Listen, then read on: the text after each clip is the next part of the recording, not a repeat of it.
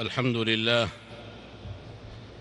الحمد لله جامع الشتات، غافر الزلات، مقيل العثرات، سامع الأصوات، مجيب الدعوات، يعلم ما مضى وما حضر وما هو آت. تخشع للجبروته الأصوات، وتسكب لذاته العبرات. يهدي عباده للصالحات قبل الممات، ويلهمهم استدراك الهفوات من قبل الفوات، ويمحو عنهم خطايا الخطوات إلى الخطيئات، ويهبهم في الدنيا لذة المناجاة وفي الأخرى سرور التحيات. أحمده سبحانه وأشكره، وأتوب إليه وأستغفره، فهو المرتجى في الرخاء وعند الملمات. وأشهد أن لا إله إلا الله وحده لا شريك له، وأشهد أن محمدًا عبد الله ورسوله، وصفيه وخليله وخيرته من خلقه.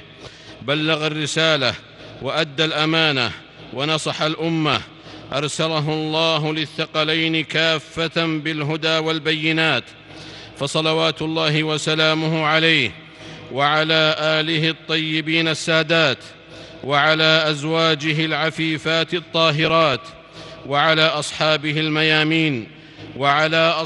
الميامين أولي المروءات، وعلى من اتبعهم وسار على طريقهم ما أقبل صبح وما ليل فات، وسلم تسليما كثيرا. الله أكبر، الله أكبر، الله أكبر، الله أكبر، الله أكبر، الله أكبر، الله أكبر. لا إله إلا الله. الله أكبر، الله أكبر، ولله الحمد. الله أكبر عدد ما حجوا البيت ولبوا. الله أكبر عدد ما وقفوا بالمشعر الحرام وعند الجمرات رموا. الله أكبر عدد ما طافوا بالبيت الحرام وسعوا. الله أكبر عدد خلقه ورضا نفسه وزنة عرشه ومداد كلماته. الله أكبر كبيرا، والحمد لله كثيرا، وسبحان الله بكرة وأصيلا. أما بعد، فأوصيكم أيها الحجاج ونفسي بتقوى الله في السر والعلن، والخلوة والجلوة، والغضب والرضا، فهي زاد الراجين ووصية الله للأولين والآخرين. هي سفينة النجاة وسلم الفلاح، ومن يتق الله يجعل له مخرجا ويرزقه من حيث لا يحتسب. فأروا الله من أنفسكم حجا خالصا وتوبة نصوحا، فإنه ما دعاكم إلى بيته إلا ليغفر لكم، وما استجبتم لدعوته إلا ليمحو خطاياكم. فإنه لا يخذل من رجاه، ولا يرد من دعاه، ولا يخيب من أمله. إنكم في حج عباد الله، حج ينطق بحرفين اثنين لا ثالث لهما. ينطق بحرفين اثنين لا ثالث لهما، الحاء والجيم، يختصران تلكم الغاية أيما اختصار، ففيهما من المناسك والعبر والعظات والرحمات ما تقر به العيون وتسكن به النفوس وتسمو به الأفئدة. الحج حرف الحاء ثم الجيم، مغزاهما بانا لكل فهيم. فالحاء حلم الله في عليائه، والجيم جرم العبد عند رحيم. الله أكبر، الله أكبر، لا إله إلا الله. الله أكبر، الله أكبر، ولله الحمد. حجاج بيت الله الحرام، لقد صبحكم هذا اليوم عيد مبارك عظيم، عيد تعلو فيه التكبيرات، وترمى فيه الجمرات، وتراق فيه دماء الأضحيات. هو يوم النحر ويوم الحج الأكبر، الذي صدح فيه بالتوحيد الخالص لله، وإبطال كل ما يخدشه من شرك وجاهلية وضلال. وأذان من الله ورسوله إلى الناس يوم الحج الأكبر أن الله بريء من المشركين ورسوله. عن أبي هريرة رضي الله تعالى عنه قال: بعثني أبو بكر الصديق رضي الله عنه في من يؤذن يوم النحر بمنى: لا يحج بعد العام مشرك ولا يطوف بالبيت عريان. رواه البخاري. الله أكبر، الله أكبر كبيرا، والحمد لله كثيرا، وسبحان الله بكرة وأصيلا. أيها المسلمون، لقد شرع الله لنا في هذا اليوم المبارك ذبح الأضاحي ونحرها، إذ هي من أفضل أعمال ابن آدم يوم النحر، ينحرها المسلمون تقربا إلى الله وزلفى لديه، مقرين بأن التقرب بالذبح لا يكون إلا له وحده لا شريك له. قل إن صلاتي ونسكي ومحياي ومماتي لله رب العالمين لا شريك له، وبذلك أمرت وأنا أول المسلمين. إنها سنة أبينا إبراهيم المؤكدة، فلا يحسن بمن قدر عليها أن يتركها، وذبحها أفضل من التصدق بثمنها، وتجزئ الشاة عن واحد ولا بأس أن يشرك معه أهل بيته، وتجزئ البدنة والبقرة عن 7 يشتركون فيها. ثم إنه يجب على المضحي أن يراعي شروط الأضحية 3، فأولها أن تبلغ السن المعتبر شرعا، وهو 5 سنين، وهو 5 سنين في الإبل، و2 في البقر، و1 كاملة في المعز، و6 أشهر في الضأن. والشرط الثاني أن تكون سليمة من العيوب التي نهى عنها الشارع، وهي 4 عيوب: العرجاء التي لا تعانق الصحيحة في المشي، والمريضة البين مرضها، والعوراء البين عورها، والعجفاء وهي الهزيلة التي لا مخ فيها. وكلما كانت الأضحية أكمل في ذاتها وصفاتها فهي أفضل. والشرط الثالث أن تقع الأضحية في الوقت المحدد لها، وهو الفراغ من صلاة العيد، وينتهي وقتها بغروب اليوم الثالث بعد العيد، فصارت الأيام 4. ثم ليحسن المضحون بالأضاحي، فإن لها حقا في الرفق واللين، وذلكم بإراحتها وحد السكين قبل ذبحها، لتكون أمضى لها دون إيذاء، كما قال رسولنا صلى الله عليه وسلم: إن الله كتب الإحسان على كل شيء، فإذا قتلتم فأحسنوا القتلة، وإذا ذبحتم فأحسنوا الذبحة، وليحد أحدكم شفرته وليرح ذبيحته. رواه مسلم. إنه الرفق في أسمى صوره، رفق يتدثر به المسلمون وبه يفتخرون، رفق يقطعون به مسالك العنف والقسوة والغلظة، حتى في ذبح البهيمة العجماء التي لا عقل لها، فإنها خلق من خلق الله. وبما أن ذبحها قربة إلى الله، فإن القربات لا تصل بالقسوة والعنف والغلظة. وأحسنوا إن الله يحب المحسنين. ثم اعلموا أن التسمية تجب عند ذبحها، لأن الله يقول: ولا تأكلوا مما لم يذكر اسم الله عليه وإنه لفسق.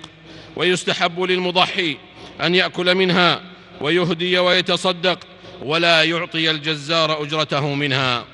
فضحوا رحمكم الله، واهدوا وأروا الله من أنفسكم في هذا اليوم إشارة تلكم الشعيرة. تقبل الله ضحاياكم وهداياكم. الله أكبر، الله أكبر، لا إله إلا الله، الله أكبر، الله أكبر، ولله الحمد.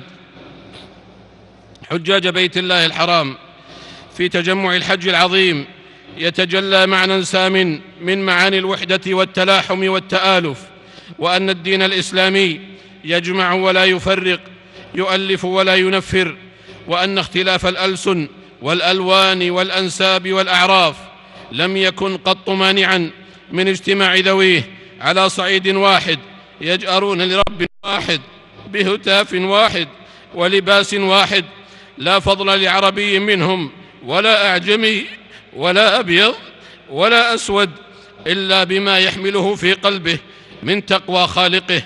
لن ينال الله لحومها ولا دماؤها، ولكن يناله التقوى منكم.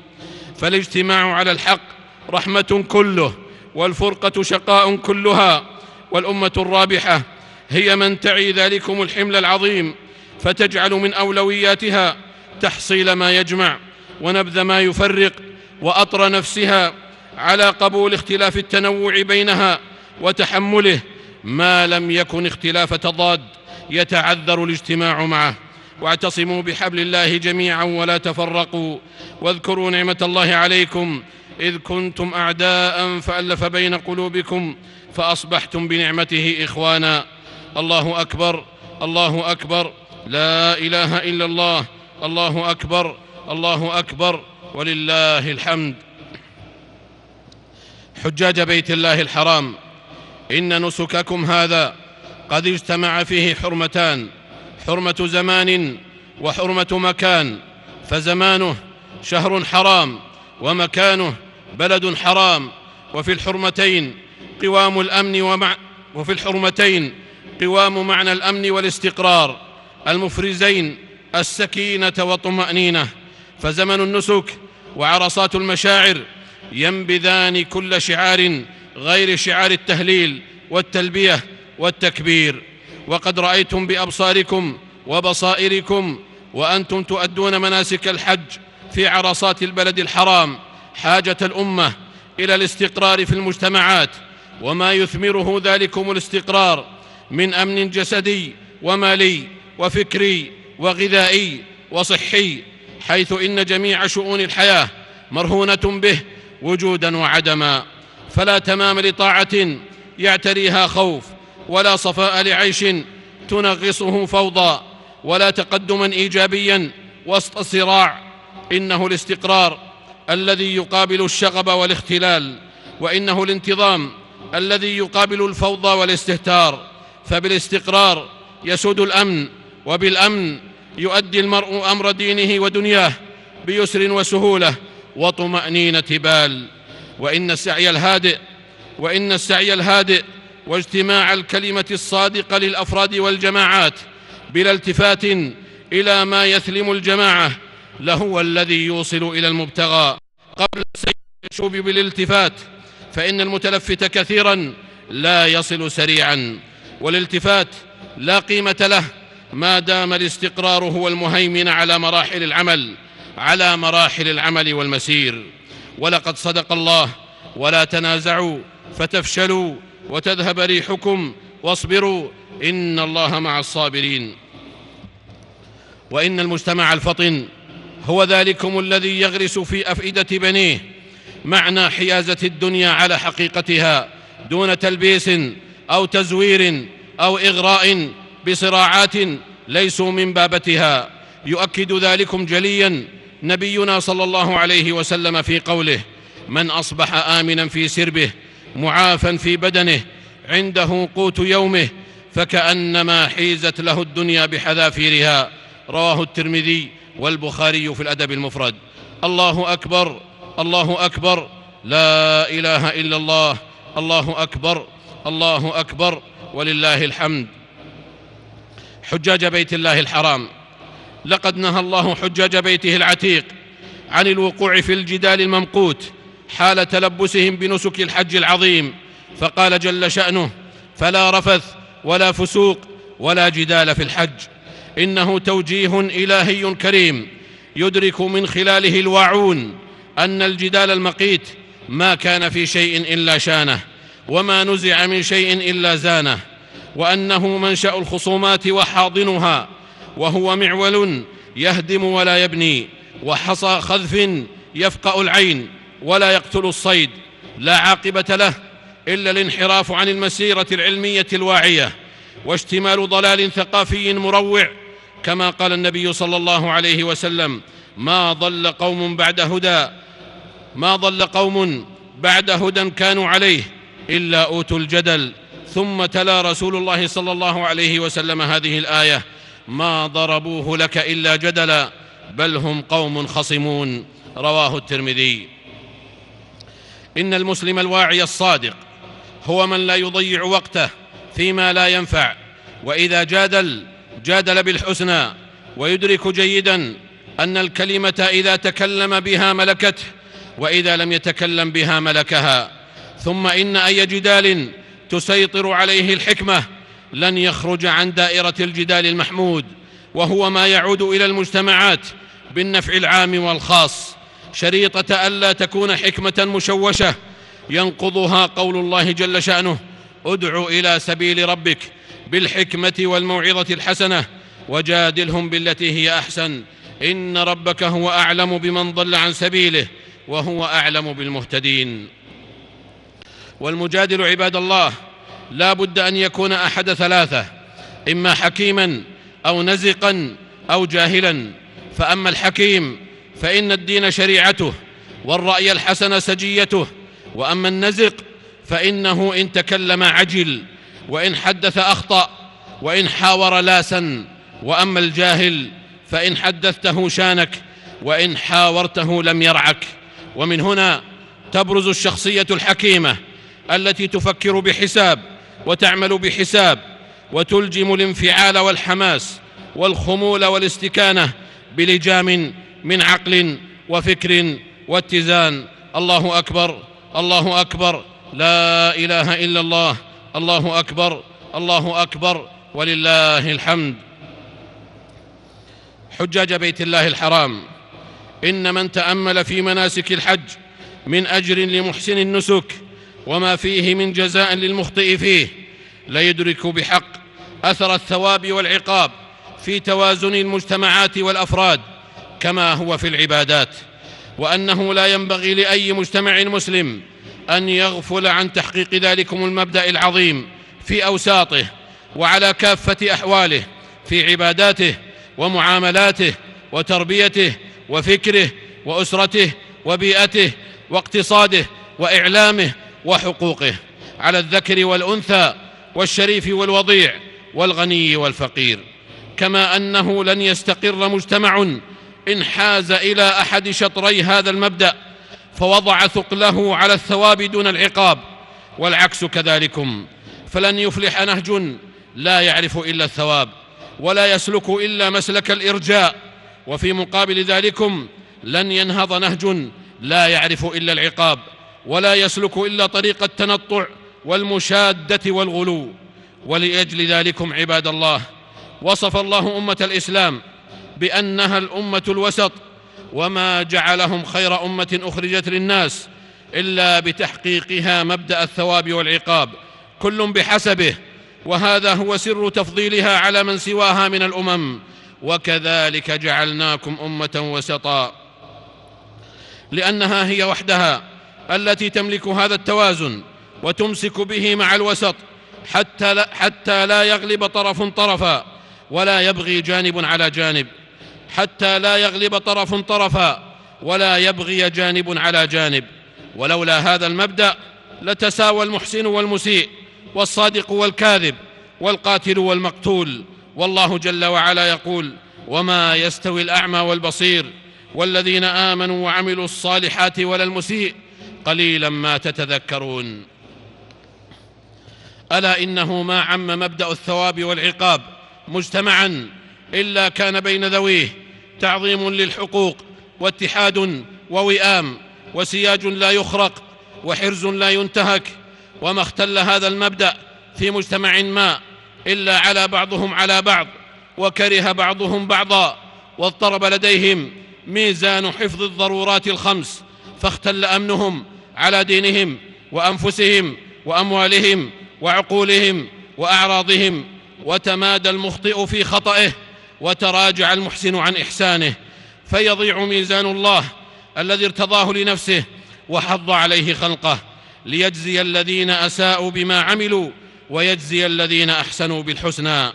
وقد أكد على ذلكم رسول الله صلى الله عليه وسلم في حجة الوداع فقال: إن دماءكم وأموالكم وأعراضكم حرام عليكم كحرمة يومكم هذا في شهركم هذا في بلدكم هذا. ألا هل بلغت؟ قالوا: نعم. قال: اللهم اشهد. رواه البخاري ومسلم. ألا فاتقوا الله حجاج بيت الله، واعلموا أن الله شديد العقاب، وأن الله غفور رحيم، وأنه يجب علينا ألا نهمل الثواب، لأن الله جل وعلا يقول: ولا تبخسوا الناس أشياءهم. ويقول صلى الله عليه وسلم: من صنع إليكم معروفا فكافئوه، رواه أبو داود. كما يجب علينا في الوقت نفسه ألا نغض الطرف عن العقاب، لأن من أمن العقوبة أساء الأدب، وأن من لم يستح فسيصنع ما شاء متى شاء.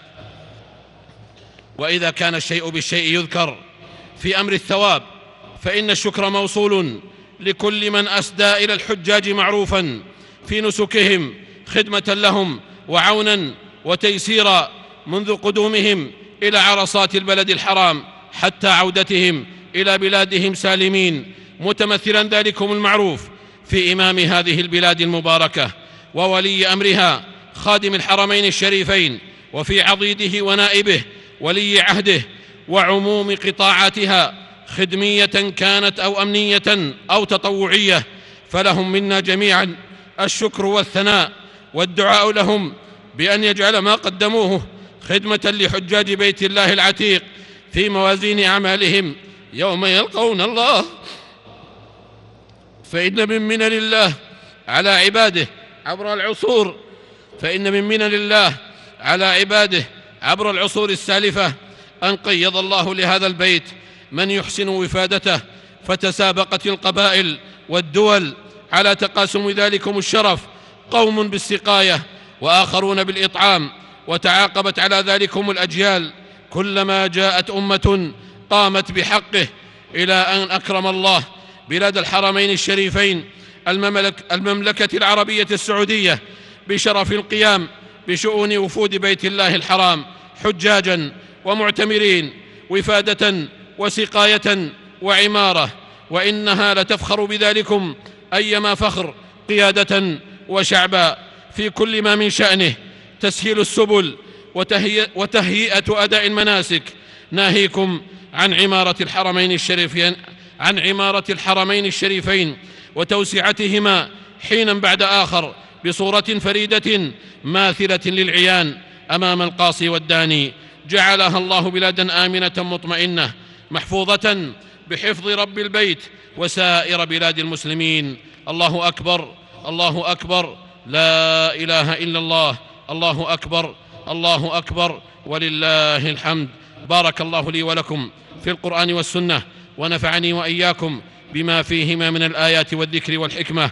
أقول ما تسمعون، وأستغفر الله لي ولكم ولسائر المسلمين والمسلمات من كل ذنب وخطيئة، فاستغفروه وتوبوا إليه، إن ربي كان غفورا رحيما.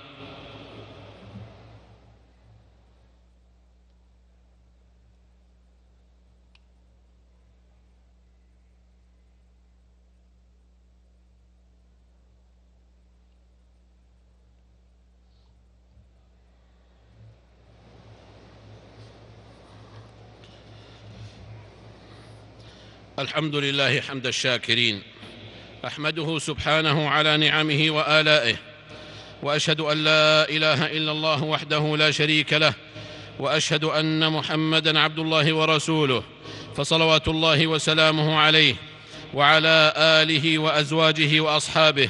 الله أكبر، الله أكبر، لا إله إلا الله، الله أكبر، الله أكبر، ولله الحمد.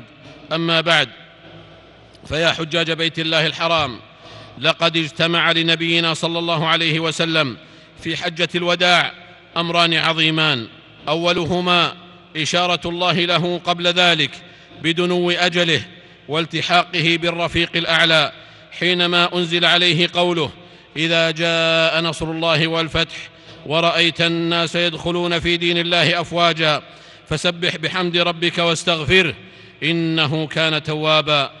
وقد أكد النبي صلى الله عليه وسلم ذلك في حجة الوداع بقوله: أيها الناس اسمعوا قولي فإني لا أدري لعلي لا ألقاكم بعد عامي هذا. فكان مما أوصاهم به أن قال لهم: وإني تركت فيكم ما لن تضلوا بعدي إن اعتصبتم به، كتاب الله، وأنتم مسؤولون عني، فما أنتم قائلون؟ قالوا: نشهد إنك قد بلغت رسالات ربك وأديت ونصحت لأمتك وقضيت الذي عليك. فقال بإصبعه السبابة يرفعها إلى السماء وينكتها إلى الناس: اللهم اشهد، اللهم اشهد، رواه ابن ماجه والبيهقي. أما الأمر الآخر في حجة الوداع فهو إتمام الله على نبيه معالم دينه الذي ارتضاه لنفسه والذي بناه على 5: شهادة أن لا إله إلا الله وأن محمد رسول الله، وإقام الصلاة، وإيتاء الزكاة، وصوم رمضان، وحج بيته الحرام.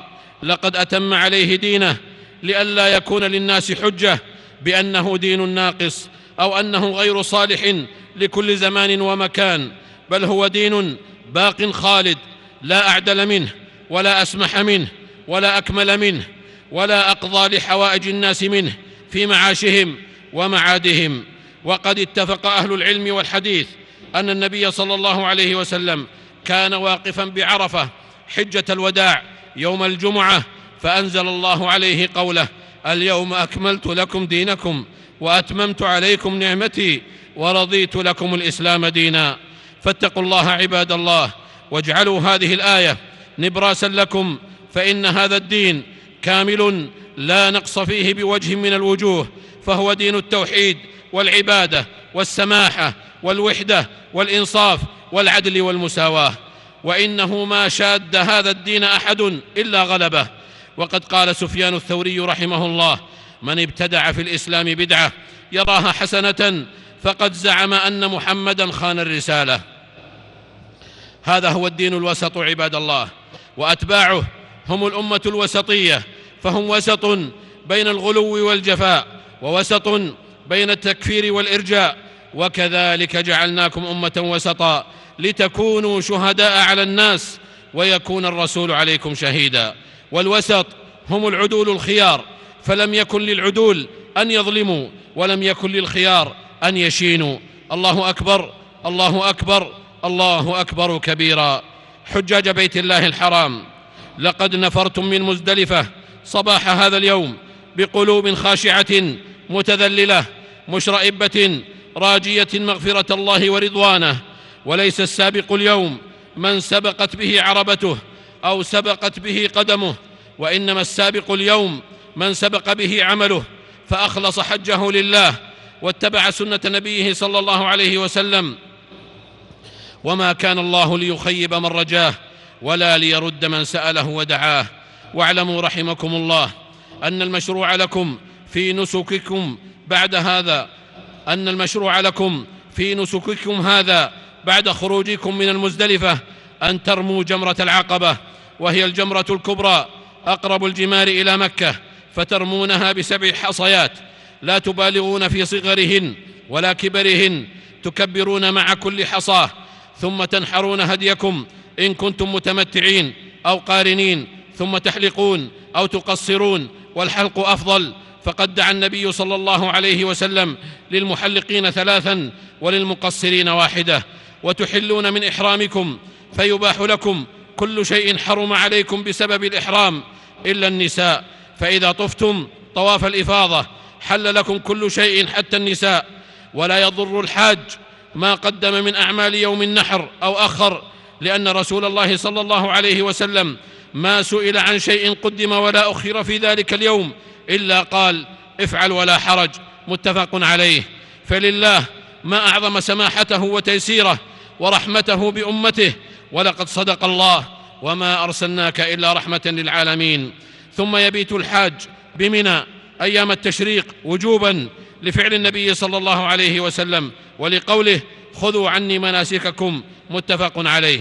فيرمي الحاج الجمرات 3 يوم 11 و12 و13 إن لم يكن متعجلا، كل جمرة ب7 حصيات، يبدأ بالصغرى ثم الوسطى ثم الكبرى، ثم بعد ذلك كله يطوف طواف الوداع. واذكروا الله في أيام معدودات، فمن تعجل في يومين فلا إثم عليه، ومن تأخر فلا إثم عليه، لمن اتقى. واتقوا الله واعلموا أنكم إليه تحشرون.